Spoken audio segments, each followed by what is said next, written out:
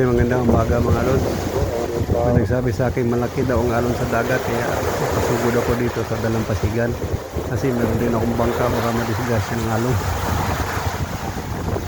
Yun na nga, pagdating ko ng Dalampasigan medyo malalaki talaga ang alon. Kaya ito, dali-dali ako pumunta dito at sinilid ko medyo nga malaki nga. Kaya kinabahan tuloy ako. Puntahan ko yung bangka ko baka madisgrasya. Kaya nga pala lods, pinakita nyo yung bahay-bahay sa malayo rin yung lungsod namin. Yan.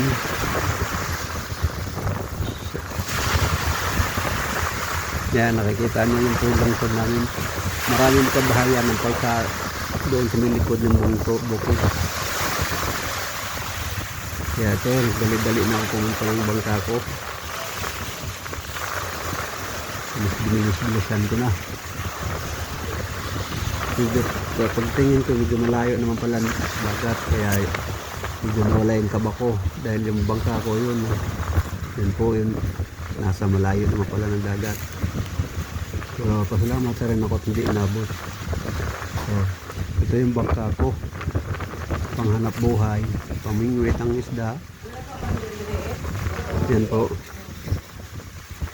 Alam niyo na ba guys nga, pang tatlong bangka ko na to mula nag-umpisa ako mamingwit. Kaya mahal din ang bangka dito guys, abot ng 8,000 ang isa. Ito lang bangka di Saguan, maabot na ng ngayon 10,000 na. Dati nakabibili ka pa ng mga 5,000, 7,000. Ngayon wala na guys, mga 10,000 hanggang 12,000 na halaga nito. Kaya kailangan ko rin ingatan. Laking tulong rin ko sa akin guys, panghanap buhay sa dagat. Ito rin yung nakapag-paaral sa aking mga anak, pagkain namin yung sa pamaraan pamimingwit. Kunting kaalaman lang guys, kung napapansin nyo mayroong isang isla doon sa may kawayang nakatayo.